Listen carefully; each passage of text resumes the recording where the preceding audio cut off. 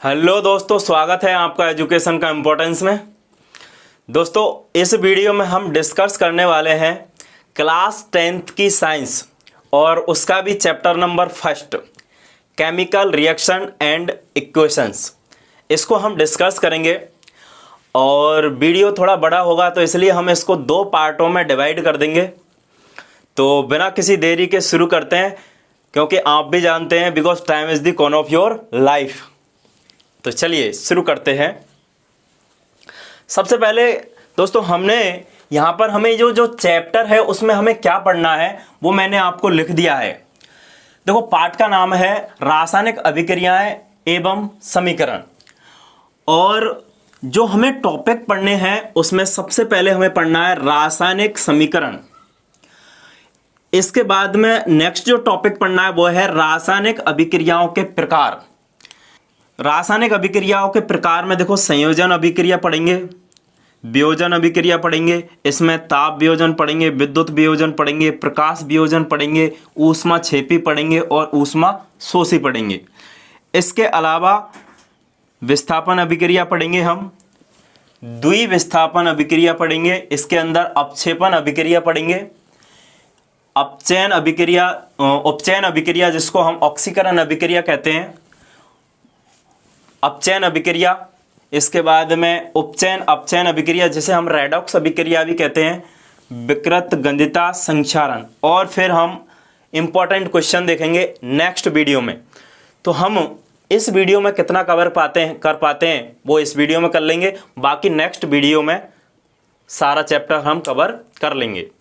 तो चलिए सबसे पहले हम एक एक टॉपिक को पढ़ते हैं। रासायनिक समीकरण पढ़ते हैं सबसे पहले हम। दोस्तों, अगर आपने चैनल को सब्सक्राइब नहीं किया है तो चैनल को सब्सक्राइब कर लो, क्योंकि आप चैनल को सब्सक्राइब कर लोगे तो आपके पास कोई भी नोटिफिकेशन वो सबसे पहले पहुंच जाएगा। और आपको अगर प्यार दिखाना ही है तो आप चैनल को सब्सक्राइब कर लो और अपना प्यार दिखा दीजिए। तो हम पढ़ेंगे रासायनिक समीकरण। ओके, इसमें भी हम पढ़ेंगे रासायनिक समीकरण में हम क्या पढ़ेंगे, हम पढ़ेंगे कि रासायनिक अभिक्रिया क्या होती है। तो देखिए, बहुत ही इजीली आपको मैं इसको समझाने वाला हूं। कोई भी पदार्थ है या तो वो स्वयं से क्रिया कर लेता है या फिर किसी अन्य पदार्थ से क्रिया करके वो कोई नया पदार्थ बना लेता है, और वो जो नए पदार्थ है उसके जो गुण हैं वो भी क्या है, डिफरेंट हैं। तो इस को कहते हैं हम रासायनिक अभिक्रिया। देखिए, दोबारा से मैं आपको इसको समझा रहा हूं कि यदि कोई पदार्थ है और वो स्वयं से या अन्य किसी पदार्थ से क्रिया करके कोई नया पदार्थ बना लेता है और उस नए पदार्थ के जो गुण है वो मूल पदार्थ से भिन्न है, तो इसे ही कहते हैं हम रासायनिक अभिक्रिया। अच्छा, इसमें क्या क्या परिवर्तन हो सकते हैं? देखिए, उसके ताप में परिवर्तन हो सकता है, उसके रंग में परिवर्तन हो सकता है, या फिर किसी गैस का उत्सर्जन हो सकता है। और क्या परिवर्तन हो सकते हैं? उसके गुणों में परिवर्तन हो सकता है। तो किसी रासायनिक अभिक्रिया के दौरान हमें यह परिवर्तन देखने को मिल सकते हैं। ताप में परिवर्तन हो सकता है, रंग में परिवर्तन, गैस का उत्सर्जन और उसके गुण में परिवर्तन, ये हमें उसमें चेंज देखने को मिलेंगे। ओके, तो ये तो हमने बात कर ली कि रासायनिक अभिक्रिया होती क्या है और उसमें क्या परिवर्तन हो सकते हैं। नेक्स्ट हम बात करते हैं कि रासायनिक समीकरण कैसे लिखते हैं। तो अगला हमारा टॉपिक है रासायनिक समीकरण लिखना। ध्यान से समझिए इसे, हम रासायनिक समीकरण कैसे लिखते हैं। देखिए, जब भी हमें रासायनिक समीकरण लिखना होता है तो हम एक तरफ तो लिखते हैं अभिकारकों को और दूसरी तरफ लिखते हैं उत्पादों को। अच्छा, इसको ऐसे समझिए कि मान लो ये वाली साइड है LHS यानी लेफ्ट हैंड साइड, और ये वाली साइड है RHS राइट हैंड साइड। तो इधर तो हम लिखते हैं अभिकारकों को, अभिकारक बोल सकते हैं, या हम क्रियाकारक भी इसको बोल सकते हैं। इसके बाद में हम अभिकारकों से उत्पाद की ओर एक तीर का निशान लगाते हैं ऐसे, और इधर लिखते हैं उत्पादों को। ये देखिए, तो इस प्रकार से हम लिखते हैं रासायनिक समीकरण। फॉर एग्जाम्पल के लिए मैं आपको बताता हूं, एक एग्जाम्पल लेते हैं हम। जैसे हमारे पास है मैग्नीशियम, और मैग्नीशियम की हमने अभिक्रिया करवा दी ऑक्सीजन से, तो ये बन जाएगा मैग्नीशियम ऑक्साइड। अब देखिए, ये तो है अभिकारक,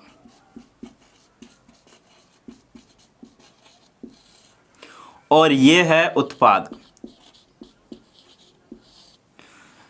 तो इस प्रकार से हम रासायनिक अभिक्रिया को, रासायनिक समीकरण को लिखते हैं। अब देखिए, अगर एक से अधिक अभिकारक हैं तो उनके मध्य में प्लस का निशान लगा देते हैं। सेम यही काम हम यहां करेंगे। अगर एक से अधिक उत्पाद बन रहे हैं तो उनके मध्य में भी प्लस का निशान लगा दिया जाता है। दोबारा सुनिए मैं क्या बोल रहा हूं। अगर एक से अधिक अभिकारक हैं तो उनके मध्य में प्लस का निशान लगा दिया जाता है, और एक से अधिक उत्पाद हैं तो उनके मध्य में भी प्लस का निशान लगा दिया जाता है।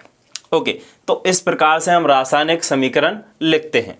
नेक्स्ट हम बात करते हैं कि रासायनिक समीकरण है उसको संतुलित करना आवश्यक है। अगर रासायनिक समीकरण संतुलित नहीं है, उस वाली कंडीशन में हम उसे कंकाली या ढांचा रासायनिक समीकरण बोलते हैं। देखिए, तो ये अभी जो लिख रही है ये कंकाली या ढांचा रासायनिक समीकरण, क्योंकि ये संतुलित नहीं है। तो अब हम बात करेंगे रासायनिक समीकरण को कैसे संतुलित करें। तो रासायनिक समीकरण को संतुलित करने की विधि, और विधि रहेगी हमारी हिंट एवं ट्रायल विधि।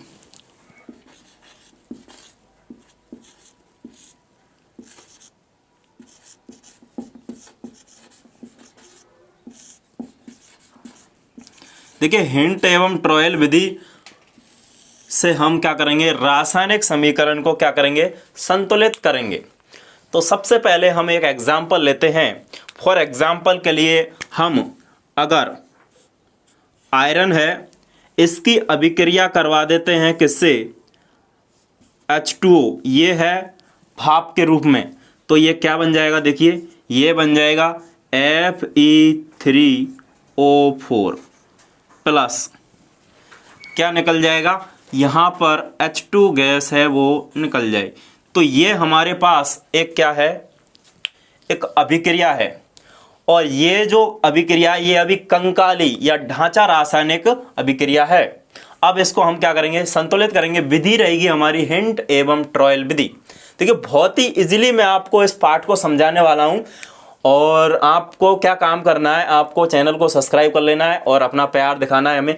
तो देखिए, सबसे पहले हमें क्या करेंगे, सबसे पहले इन सबको हम क्या करेंगे, बॉक्सों में बंद कर लेंगे इस प्रकार से। ये हमने इसको बॉक्सों में बंद कर लिया, ठीक। अब हम क्या करेंगे, इधर तो है अभिकारक और इधर है उत्पाद। तो सबसे पहले हम इधर लिखेंगे, एक तरफ लिख लेंगे तत्व, यहां पर हम लिख लेंगे तत्व, और इधर लिखेंगे अभिकारक,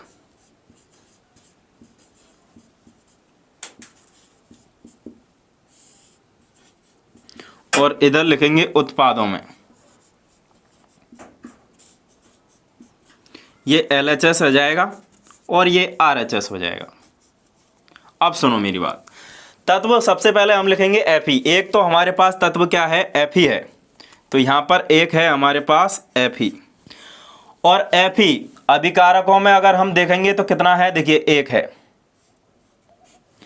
और उत्पादों में हम देखेंगे Fe, तो देखो 3 से गुणा हो रहा है, यानी कि 3 है। ये क्लियर बात। नेक्स्ट देखिए, यहां पर तत्व एक और आ जाता है हाइड्रोजन, यहां पर दूसरा तत्व है हाइड्रोजन। हाइड्रोजन इधर 2 है, देखिए अभिकारकों में है 2, और उत्पादों में हाइड्रोजन कितनी है? 2। तो उत्पादों में हाइड्रोजन है 2। ओके, ऑक्सीजन, यहां अगला तत्व है ऑक्सीजन। ऑक्सीजन देखिए अभिकारकों में कितनी है? 1। अभिकारकों में तो है 1, लेकिन उत्पादों में देखें तो 4। तो यहां तक ये हमने लिख लिया। अब हम एक एक को बारी बारी से क्या करते हैं? संतुलित करते हैं। ओके के तो ऑक्सीजन को संतुलित करेंगे।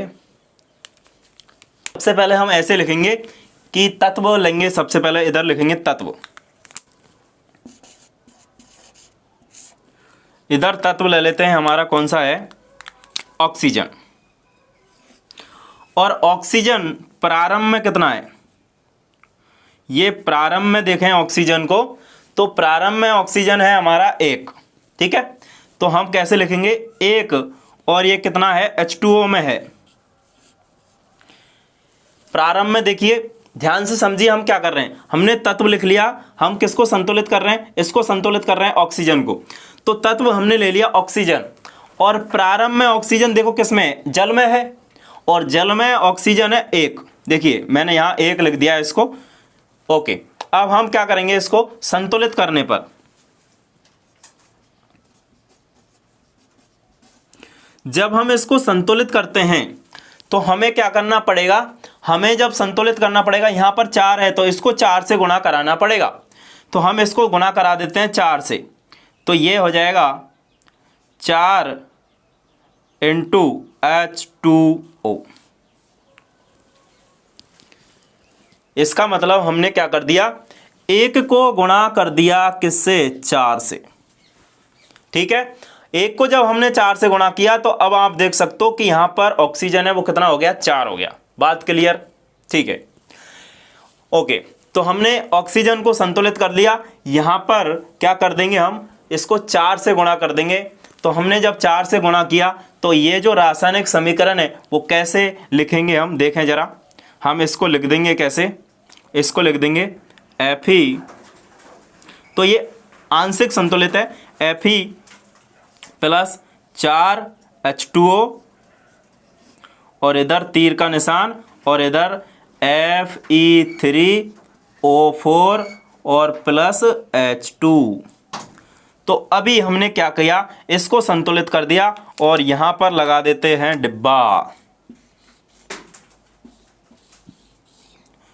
देखो बहुत ही इजीली मैं आपको इसको समझा रहा हूं, और बहुत ही इजीली आप समझ पाओगे इसको।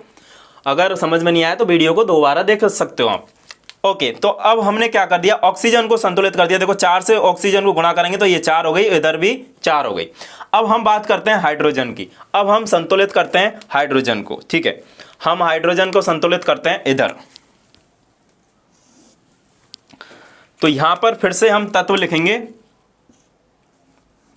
इधर ले लेते हैं तत्व। तो तत्व है हमारे पास हाइड्रोजन। ओके, हाइड्रोजन तत्व है, और प्रारंभ में अगर हम देखें इसको, तो प्रारंभ में देखिए हाइड्रोजन कितनी है? अच्छा, यहां पर प्रारंभ में हाइड्रोजन देखिए, अब यहां पर ये वाली लेंगे हम, 4 से गुणा हो रही है। देखो हाइड्रोजन हो रही है कि नहीं? तो हम प्रारंभ में अगर हाइड्रोजन देखें तो ये 4 से गुणा हो रही है, 4 × H2O। ठीक है, तो कितनी हो गई? 8 हो गई। कितनी है? 8 है। देख ले यहां पे 8 है। प्रारंभ में हाइड्रोजन कितनी है? 8, क्योंकि ये 4 से गुणा हो रही है, 4 दूनी 8। ठीक है, इस बात को भी हम यहाँ ऐसे ही लिखेंगे, 8 है यहाँ पर। इसको हम बाहर लिख देंगे, कितनी है? ये 8 है। ये ऐसे मत समझना कि ये 8 से गुणा हो रहा है। इसका मतलब ये है कि मैंने इसको 4 से गुणा होकर ये ऑलरेडी हो रहा है, 4 से गुणा हो रहा है, तो इसलिए हमने बाहर लिख दिया इसको 8 है ये। ठीक है, ये 4 से गुणा हो रहा है तो ये कितनी है? 8 है। ओके, तो हाइड्रोजन कितनी है? 8 है। और जब हम संतुलित करेंगे तो संतुलित करने पर इसको ठीक से लिख देता हूं मैं। ये लीजिए, ये 4 से गुणा हो रही है H2O, और ये कितनी है? 8 है। ठीक है, और यहां पर संतुलित करने पर, जब हम संतुलित करेंगे तो यहां पर भी हमें 8 करना है। तो इसका मतलब हम ये करेंगे कि इसको हमने 2 से गुणा कर दिया 4 को। ठीक है, तो यहां पर भी हाइड्रोजन कितनी हो जाएगी? यहां पर हाइड्रोजन हो जाएगी 4 H2। देखिए हो गई 4H2। हमने क्या कर दिया, ये जो H2 है इसको 4 से गुणा कर दिया तो ये 4H2 यानी 8 हो गई। तो दोनों ओर कितनी हो गई, 8 हो गई हाइड्रोजन। हाइड्रोजन हो गई संतुलित। तो इसको हम अब आंशिक रूप से जो संतुलित समीकरण है उसको हम कैसे लिखेंगे, यहाँ लिख देते हैं। देखिए Fe प्लस 4H2O और इधर Fe3O4 और इधर कितना हाइड्रोजन हो गया, 4H2 हो गया। तो दोस्तों देखिए कौन कौन सा संतुलित हो चुका है, ये संतुलित हो गया, ये संतुलित हो गया, अब ये बचा Fe। तो Fe अब देखिए अभिकारकों में जो Fe है वो 1 है और इधर 3 है, तो ये तो वैसे ही हो जाएगा संतुलित। कैसे करेंगे, यहाँ पर तत्व लिख देंगे, इधर तत्व लिखेंगे Fe और इधर प्रारंभ में देखें कितनी है, ये प्रारंभ में, और इधर संतुलित करने पर। तो प्रारंभ में कितना है Fe, प्रारंभ में भाई 1 है, प्रारंभ में Fe कितना है, 1 है। और जब संतुलित करेंगे तो इधर हम 3 से गुणा करा देंगे, 1 × 3, तो ये कितना हो जाएगा, तो ये हो जाएगा 3Fe हो गया। तो ये संतुलित है। अब संतुलित रासायनिक समीकरण लिखते हैं। तो संतुलित रासायनिक समीकरण आ जाएगी 3Fe प्लस 4H2O और इधर Fe3O4 और प्लस के 4H2। ये है संतुलित रासायनिक समीकरण। तो ये है संतुलित रासायनिक समीकरण। तो इस प्रकार से हम रासायनिक समीकरण को क्या करते हैं, संतुलित करते हैं। अच्छा, इसका महत्व क्या है संतुलित रासायनिक समीकरण का, अब देखिए महत्व। तो ये है संतुलित रासायनिक समीकरण और हमने स्टेप वाइज आपको इसको बताया कि किस प्रकार से हमें रासायनिक समीकरण को क्या करना है, संतुलित करना है। ओके, अब हम बात करेंगे कि संतुलित रासायनिक समीकरण का महत्व। देखिए द्रव्यमान संरक्षण नियम क्या करता है, द्रव्यमान संरक्षण नियम,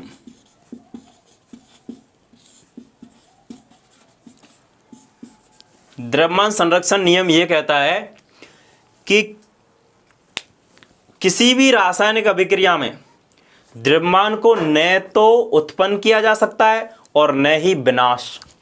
अर्थात प्रारंभ में तत्वों का जितना द्रव्यमान है उतना ही अंत में तत्वों का जो द्रव्यमान है बराबर होना चाहिए। दोबारा सुनिए क्या बोल रहा हूं मैं, प्रारंभ में तत्वों का द्रव्यमान अंत में तत्वों के द्रव्यमान के बराबर होना चाहिए, यह द्रव्यमान संरक्षण का नियम कहता है। तो इस नियम की पालना होनी चाहिए, इसलिए हम रासायनिक समीकरण को क्या करते हैं, संतुलित करते हैं। और जब रासायनिक समीकरण संतुलित नहीं हो तो उस रासायनिक समीकरण को बोलते हैं कंकाली या ढांचा रासायनिक समीकरण। तो यहां पर हम लिखते हैं, इधर तो लिखेंगे कंकाली, इसका दूसरा नाम है ढांचा रासायनिक समीकरण। तो कंकाली या ढांचा रासायनिक समीकरण अगर मैं लिखूं तो ये रही Fe प्लस के H2O और ये बन जाएगा Fe3O4 और इधर H2। तो ये कंकाली या ढांचा रासायनिक समीकरण है। और जब हम इसको संतुलित कर देंगे तो इधर लिखेंगे संतुलित रासायनिक समीकरण। संतुलित रासायनिक समीकरण आ जाएगी 3Fe प्लस के 4H2O Fe3O4 और प्लस के 4H2। तो ये है संतुलित रासायनिक समीकरण और ये है कंकाली या ढांचा रासायनिक समीकरण। ओके, तो नेक्स्ट हम आगे की ओर बढ़ते हुए अब हम क्या पढ़ना है, अब हमें पढ़ना है इसकी भौतिक अवस्थाएं। कि हम कोई भी रासायनिक अभिक्रिया लिख रहे हैं तो उसकी भौतिक अवस्थाओं को कैसे दर्शाते हैं। देखिए भौतिक अवस्थाएं, एक तो हम लिखते हैं ठोस, सॉलिड, दूसरी होती है द्रव जिसको बोलते हैं लिक्विड, तीसरी होती है गैस,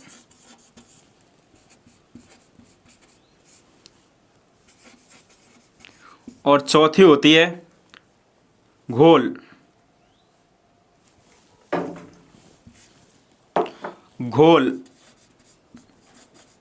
एक्वा। तो ये हैं भौतिक अवस्थाएं।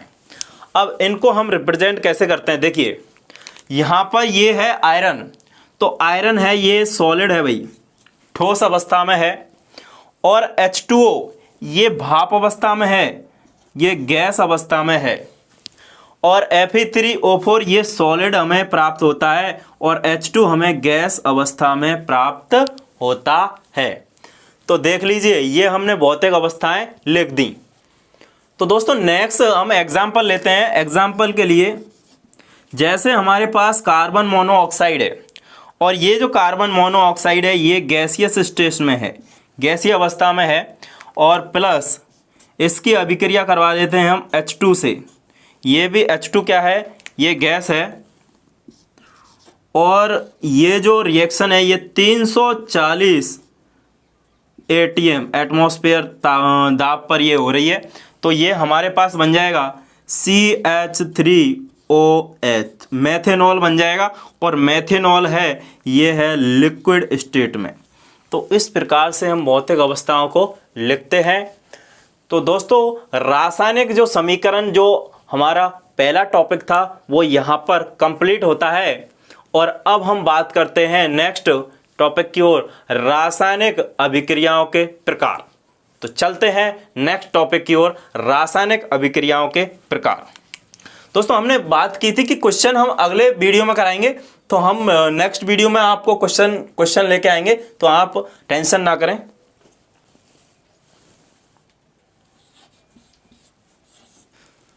दोस्तों पहली अभिक्रिया है हमारे पास संयोजन या फिर योगात्मक अभिक्रिया। संयोजन अभिक्रिया को ही योगात्मक अभिक्रिया कहते हैं। अब समझिए क्या होती है संयोजन या योगात्मक अभिक्रिया। देखिए मैं क्या बोल रहा हूं, जब दो या दो से अधिक अभिकारक या क्रियाकारक मिलकर एकल उत्पाद का निर्माण करते हैं, तो ऐसी अभिक्रिया को हम बोलते हैं क्या, योगात्मक या संयोजन अभिक्रिया। ठीक, ओके। तो यहां पर हम इसके एग्जाम्पल लेते हैं। एग्जाम्पल हम लेते हैं, जैसे हमारे पास योगात्मक अभिक्रिया हम बात कर रहे हैं, तो यहां पर C+O2 है, तो ये बन जाएगा CO2। देखिए तो ये अभिक्रिया है योगात्मक अभिक्रिया, क्योंकि इसमें कार्बन ऑक्सीजन दो क्या हैं, अभिकारक हैं, और आपस में मिलकर एकल उत्पाद का निर्माण कर रहे हैं। तो ऐसी अभिक्रिया को हम बोलेंगे योगात्मक अभिक्रिया। दूसरी रिएक्शन अभी हमने लिखी थी, ये कार्बन मोनोऑक्साइड है, और कार्बन मोनोऑक्साइड की जब हम H2 के साथ रिएक्शन कराते हैं तो ये बन जाता है मेथेनॉल CH3OH। इसको अगर हम संतुलित कर देते हैं तो यहाँ देखिए 4 हाइड्रोजन है, इधर हम 2 लगा देते हैं, तो ये संतुलित हो गई, ये संतुलित है ये। तो ये ऐसी अभिक्रिया क्या है, ये योगात्मक अभिक्रिया है, संयोजन अभिक्रिया है। और अभिक्रिया देखते हैं और एग्जांपल लेते हैं, जैसे CaO, ये कैल्शियम ऑक्साइड है, और कैल्शियम ऑक्साइड को हम बोलते हैं बिना बुझा हुआ चूना, यानी कली। ये कली होती है भाई, हमारे घरों में जो सफ़ेदी करते हैं वो कैल्शियम ऑक्साइड होता है, और कैल्शियम ऑक्साइड में जब हम जल डाल देते हैं H2O, तो ये बन जाता है CaOH का होल ट्वाइज, और प्लस ऊर्जा यहाँ से मुक्त होती है। तो इसको अगर हम संतुलित करते हैं तो देखिए 2 कैल्शियम इधर है, एक कैल्शियम इधर है, एक कैल्शियम इधर है, यहाँ पर ऑक्सीजन, 2 ऑक्सीजन है, 2 ऑक्सीजन है, ये 2 हाइड्रोजन है, तो ये संतुलित है। तो ये कैसी अभिक्रिया है? ये अभिक्रिया है योगात्मक। योगात्मक अभिक्रियाओं के ये क्या हैं? एग्जाम्पल हैं। तो ऐसी अभिक्रियाओं को हम बोलते हैं योगात्मक अभिक्रिया। नेक्स्ट अभिक्रिया की ओर चलते हैं अब, वियोजन या फिर अपघटन अभिक्रिया।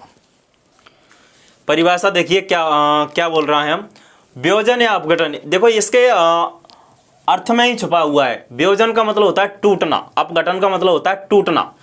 तो जब एकल, देखो ये संयोजन अभिक्रिया का क्या है? विपरीत है। वहां पर 2 या 2 से अभिकारक मिलकर एकल उत्पाद बना रहे थे, लेकिन यहां पर उल्टा है। यहां पर एकल अभिकारक टूटकर 2 या 2 से अधिक उत्पाद बनाता है। तो ये जस्ट उसका उल्टा है। तो यहां पर हम ये बोलेंगे कि जब एकल अभिकारक या क्रियाकारक टूटकर 2 या 2 से अधिक उत्पाद बनाता है, ऐसी अभिक्रियाओं को हम बोलते हैं वियोजन अभिक्रिया। इसके एग्जाम्पल लेते हैं, जैसे तो ये भी एक वियोजन अभिक्रिया का उदाहरण है। अब ये जो मैंने लिखी, ये सब ताप के कारण हो रही थी। दोस्तों ये जो अभिक्रियाएं मैंने लिखी, ये सब किसके कारण हो रही थी? ताप के कारण हो रही थी। इसलिए इनको बोलेंगे ताप वियोजन या फिर ऊष्मीय वियोजन।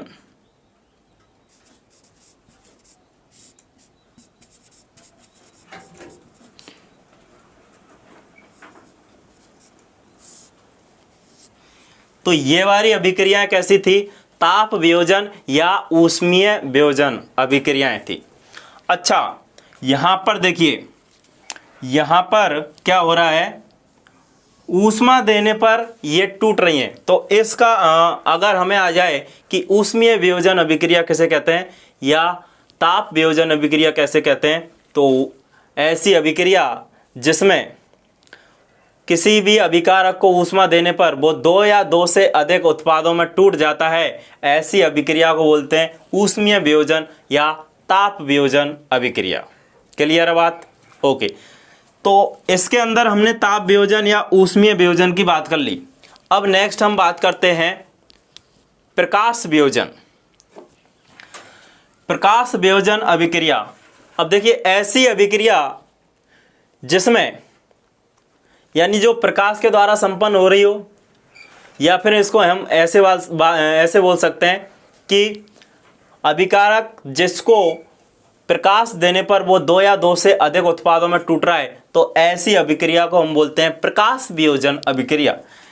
तो जैसे यहां पर मैं बात करूं 2AgCl, इसको हम देते हैं लाइट यानी प्रकाश। ये सिल्वर क्लोराइड है, और जब हम इसको प्रकाश देंगे तो ये टूट जाएगा Ag प्लस के Cl2। देखिए Ag और Cl में ये टूट जाएगा। तो जब हम AgCl को क्या देते हैं? लाइट देते हैं, प्रकाश देते हैं, तो ये Ag और Cl में टूट जाता है। इसी प्रकार से AgBr, silver bromide. Silver bromide जब हम इसको क्या करते हैं? प्रकाश देते हैं, लाइट, तो ये भी Ag और Br2 में टूट जाता है। और यहाँ पर जब हम 2 लगाते हैं तो ये अभिक्रिया संतुलित हो जाती है। इसी प्रकार से AgI, सिल्वर आयोडाइड, इसको भी हम लाइट देते हैं तो ये बन जाता है Ag प्लस I2, तो ये 2 और ये भी 2। तो ये वाली अभिक्रिया है वो कौन सी अभिक्रिया है? प्रकाश वियोजन अभिक्रिया है। आई होप कि दोस्तों आपके बात समझ में आ रही होगी। मैं बहुत ही इजीली आपको इनको समझाने की कोशिश कर रहा हूँ। तो ये प्रकाश वियोजन अभिक्रिया हो गई। अच्छा, हमने वहाँ पर बात की थी ऊष्मा शोषी अभिक्रिया की। तो आप देख रहे हो कि इनको ऊष्मा दी जा रही है, प्रकाश दिया जा रहा है, तो इसलिए ऐसी अभिक्रियाओं को ऊष्मा शोषी अभिक्रिया भी हम कहते हैं। तो हम यहाँ पर इसको ऊष्मा शोषी अभिक्रिया का भी नाम देंगे। ये अभिक्रिया है ऊष्मा शोषी। आपके बात समझ में आ गई होगी। ऐसी अभिक्रिया जिसमें ऊष्मा का अवशोषण होता है। देखिए ऊष्मा शोषी अभिक्रिया क्या होती है? ऐसी अभिक्रिया जिसमें ऊष्मा का अवशोषण होता है। तो यहाँ पर ऊष्मा का अवशोषण हो रहा है। देखिए AgBr इसको ऊष्मा दे रहे हैं तो ये टूट जा रहा है। तो ऐसी अभिक्रियाओं को हम बोलते हैं ऊष्मा शोषी अभिक्रिया भी कहते हैं। आगे हम बात करते हैं, इसमें तीसरा जो पॉइंट था हमारा वो है विद्युत अपघटन। विद्युत अपघटन हम पढ़ रहे हैं और इसमें हम बात करेंगे जल का विद्युत अपघटन, और ये है प्रयोग। जल का विद्युत अपघटन, इसका हम प्रयोग करेंगे। तो सबसे पहले हम क्या करेंगे, देखिए बहुत ही इजीली मैं आप इस प्रयोग को समझाऊंगा और बहुत ही इम्पोर्टेंट भी है ये। सबसे पहले हमें क्या करना है, सबसे पहले हम एक मग लेते हैं।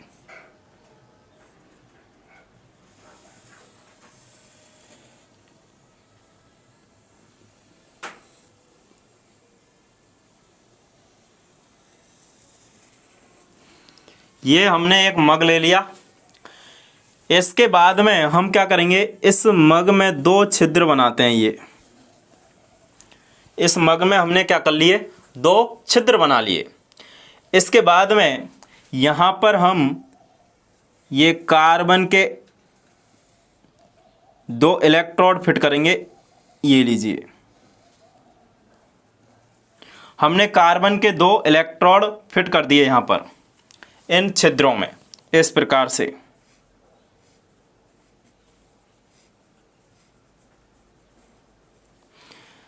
दो इलेक्ट्रोड हमने फिट कर लिए। इसके बाद में हमने यहाँ पर क्या कर दी, डाट लगा दी। यहाँ पर हम इसमें डाट लगा देंगे। और डाट क्यों लगा रहे हैं वो आपको पता है, क्योंकि इसमें से जब जल भरेंगे तो जल निकलेगा नहीं। तो यहाँ पर हमने क्या कर दी, इसमें डाट लगा दी। नेक्स्ट हम क्या करते हैं, इसमें इतना जल भरते हैं कि ये जो इलेक्ट्रोड हैं वो डूब जाएं। इतना हमने इसमें जल भर दिया। ये लो, यहाँ तक हमने इसमें क्या कर दिया, जल भर दिया। और ये क्या होते हैं, दोनों इलेक्ट्रोड इसमें डूब जाने चाहिए।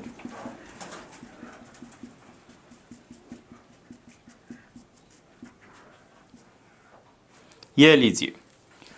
अब हम क्या करते हैं, 2 परखनलियों को इनके ऊपर ऐसे रखते हैं कि वो आंशिक रूप से डूब रहे हैं। मान लो यहाँ पर मैंने एक परखनली ये इस प्रकार से इस पर रख दी, और ये यहाँ पर ऐसे एक दूसरी परखनली ली मैंने और इस वाली इलेक्ट्रोड के ऊपर रख दी।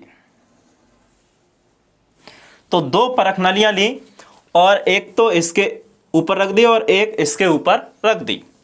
अब यहाँ पर नेक्स्ट क्या करना है, ये जो इसके सिरे हैं इलेक्ट्रोडों के, इनको हम क्या करेंगे, एक 6 वोल्ट की बैटरी से जोड़ देंगे। तो हम क्या करेंगे, इनको एक 6 वोल्ट की बैटरी से जोड़ेंगे। यहाँ पर अगर मैं एक कुंजी लगा देता हूँ ये, और यहाँ पर ये एक बैटरी है, यहाँ पर ये 6 वोल्ट की एक बैटरी है, ये प्लस है और ये माइनस, ये प्लस और ये माइनस। तो ये 6 वोल्ट की बैटरी से इसको मैंने कनेक्ट कर दिया और ये है माइनस यहाँ पर। तो ये वाला है माइनस और ये वाला है प्लस। अब हमने क्या कर दी, इसमें कर दी विद्युत धारा प्रवाहित। ओके, तो जब हम विद्युत धारा प्रवाहित करेंगे तो कुछ टाइम के बाद हम देखेंगे कि हमारे पास जो जल था H2 और इसमें हमने क्या की, विद्युत धारा प्रवाहित की। तो ये टूट जाएगा H2 में और O2 में। तो यहाँ पर जब इसको संतुलित कर देंगे तो यहाँ पर ये आ जाएगा 2H2O। तो अब हम देखेंगे कि यहाँ पर हाइड्रोजन है वो पॉजिटिव है, ऑक्सीजन है नेगेटिव है, और यहाँ पर ये पॉजिटिव है और ये नेगेटिव है। तो ये वाला जो, अच्छा इसके नाम दे देते हैं, ये है मग, ये है परखनली, ये है कुंजी, और ये भरा हुआ इसके अंदर जल। तो इसको हमने नाम दे दिया। तो अब क्या हो रहा है कि यहाँ पर जब हम इसमें विद्युत धारा प्रवाहित करते हैं तो जल का क्या होता है, अपघटन होता है, और जल होता है वो किस में टूट जाता है, जल टूट जाता है H2 और O2, और हम यहाँ देख सकते हैं दुगनी मात्रा में हाइड्रोजन गैस है वो उत्पन्न होती है। तो यहाँ पर अब देखिए हाइड्रोजन गैस उत्पन्न किस पे होगी, एनोड पे होगी या कैथोड पे। तो हम यहाँ देखेंगे कि एनोड है वो धनात्मक है और कैथोड है वो ऋणात्मक है। इसका मतलब हाइड्रोजन पॉजिटिव है और ऑक्सीजन नेगेटिव है। तो इसका मतलब हम देखेंगे कि यहां पर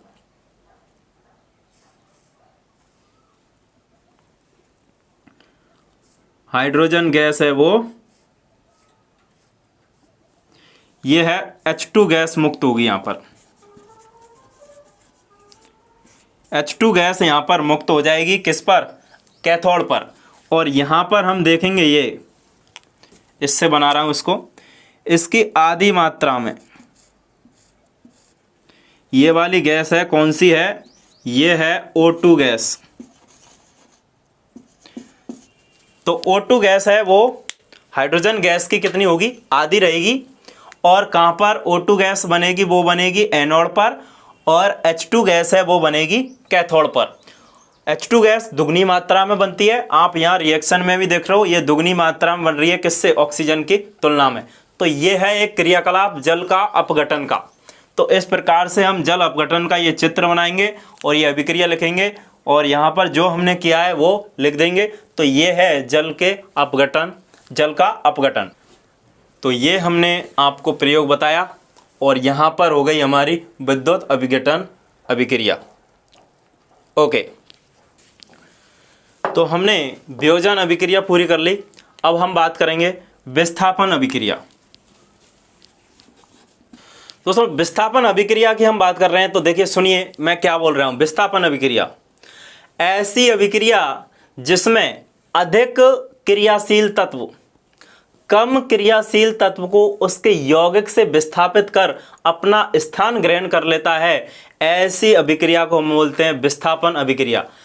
ध्यान से सुनिए, मैं दोबारा बोल रहा हूं, क्या बोला मैंने, कि ऐसी अभिक्रिया जिसमें अधिक क्रियाशील तत्व कम क्रियाशील तत्व को उसके यौगिक से विस्थापित कर देता है और अपना स्थान ग्रहण कर लेता है, ऐसी अभिक्रियाओं को बोलते हैं विस्थापन अभिक्रिया। इसका एग्जाम्पल लेते हैं। एग्जाम्पल के लिए जैसे हमारे पास है Zn, जिंक है, और एक यौगिक लेते हैं CuSO4, कॉपर सल्फेट। तो हम देखेंगे जिंक है वो कॉपर से ज़्यादा शक्तिशाली है, ज़्यादा अभिक्रियाशील है, इसलिए ये यहाँ पर जाएगा और इसको लात मार के बाहर निकाल देगा, और ये बन जाएगा ZnSO4 प्लस Cu। तो ये क्या था, जिंक है और ये है कॉपर सल्फेट, और यहां पर बनेगा जिंक सल्फेट,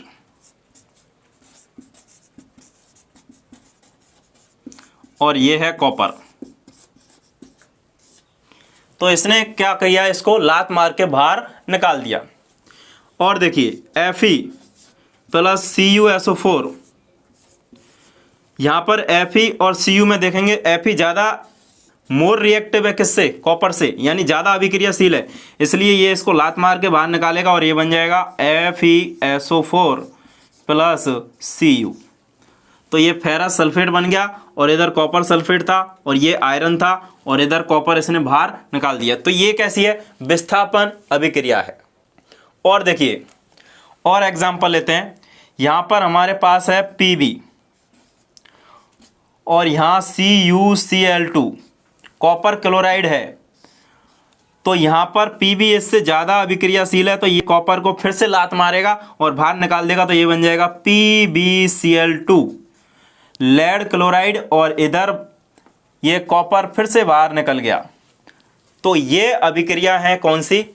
विस्थापन अभिक्रिया है। इसमें क्या होता है कि अधिक क्रियाशील तत्व होता है, कम क्रियाशील तत्व को उसके यौगिक से क्या कर देता है? प्रतिस्थापित कर देता है और अपना खुद का स्थान ग्रहण कर लेता है। ऐसी अभिक्रियाओं को हम बोलते हैं प्रतिस्थापन अभिक्रिया। तो ये प्रतिस्थापन अभिक्रिया हो गई। आगे बढ़ते हैं अब हम।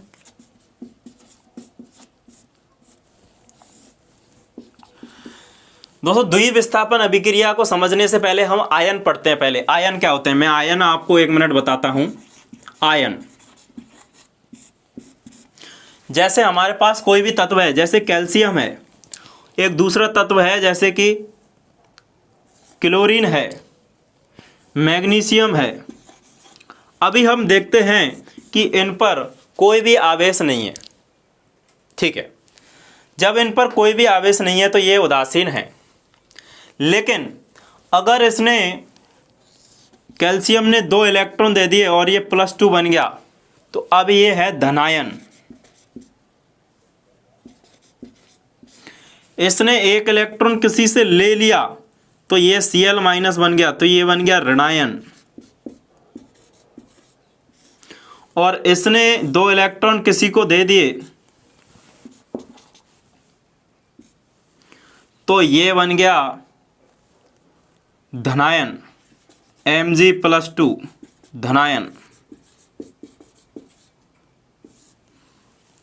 तो जब किसी तत्व पर प्लस या माइनस आवेश हो तो वो कहलाएगा आयन।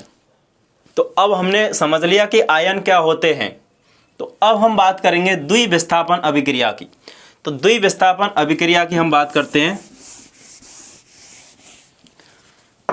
तो समझिए क्या होती है द्विविस्थापन। इसको ऐसे समझें कि ऐसी अभिक्रिया जिसमें आयनों का आदान प्रदान होता है। किसका आदान प्रदान हो रहा है? आयनों का।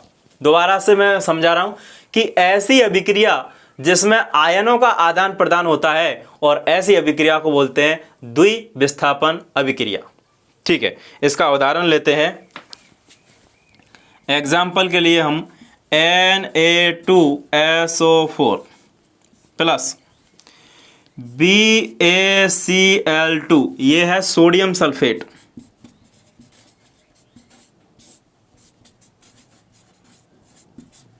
और ये है बेरियम क्लोराइड।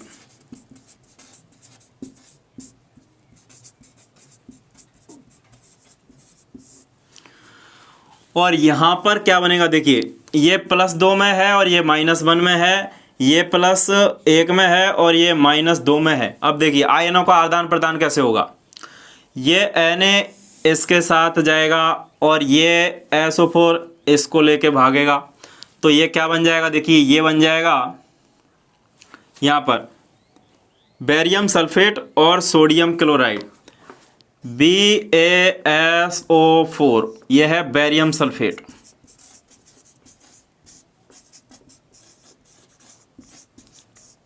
और यहां पर बन जाएगा NaCl, सोडियम क्लोराइड।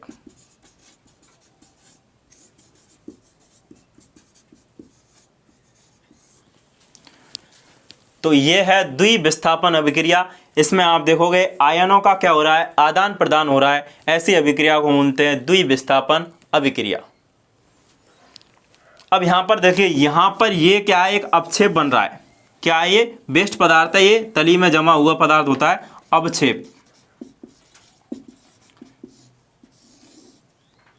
ये अवक्षेप बन रहा है, यानी ऐसी अभिक्रिया जिसमें अवक्षेप का निर्माण होता है, ऐसी अभिक्रिया को बोलते हैं अवक्षेपण अभिक्रिया। तो यहां पर देखिए ये एक अवक्षेपण अभिक्रिया का भी उदाहरण है। हमने बात की थी कि अवक्षेपण अभिक्रिया बात करेंगे, तो अवक्षेपण अभिक्रिया देखते हैं यहां पर कि ऐसी अभिक्रिया जिसमें अवक्षेप का निर्माण होता है। तो यहां पर मैंने देखा कि जब हमने सोडियम सल्फेट की क्रिया कराई बेरियम क्लोराइड से, तो हमारे पास बेरियम सल्फेट बना और सोडियम क्लोराइड बना। तो यहां पर ये क्या है? एक अवक्षेप बनता है, यानी ये तली में जमा हुआ ऐसे पदार्थ बनता है। ठीक है, तो ये क्या है? एक अवक्षेप पदार्थ है, इसलिए इस अभिक्रिया को अवक्षेपण अभिक्रिया भी कहते हैं। आई होप कि आपके बात समझ में आई होगी। चलिए नेक्स्ट हम बात करते हैं, अब हम आगे उपचयन अभिक्रिया को हम ऑक्सीजन के योग के आधार पर देखेंगे। मैं क्या बोल रहा हूं, उपचयन अभिक्रिया को हम ऑक्सीजन के योग के आधार पर देखेंगे। तो हम क्या बोलेंगे कि ऐसी अभिक्रिया जिसमें ऑक्सीजन का योग होता है, क्या बोल रहे हैं हम, ऐसी अभिक्रिया जिसमें ऑक्सीजन का योग होता है उस अभिक्रिया को बोलते हैं उपचयन या ऑक्सीकरण अभिक्रिया। एग्जाम्पल हम लेते हैं, जैसे हम बात करते हैं Cu, ये है कॉपर, और कॉपर की अभिक्रिया जब हम बात किसके साथ, ऑक्सीजन के साथ हम, तो ये क्या बन जाएगा, देखिए ये बन जाएगा CuO, कॉपर ऑक्साइड। तो यहाँ पर ये दो और ये दो, तो अब यहाँ देखिए ऑक्सीजन का क्या हुआ, योग हुआ। तो ये अभिक्रिया क्या है, ऑक्सीकरण अभिक्रिया है। यहाँ पर ऑक्सीजन का क्या हो गया, योग हो गया। तो ये कैसी अभिक्रिया हुई, ये अभिक्रिया हुई उपचयन अभिक्रिया या ऑक्सीकरण अभिक्रिया, दूसरा नाम और है ऑक्सीकरण।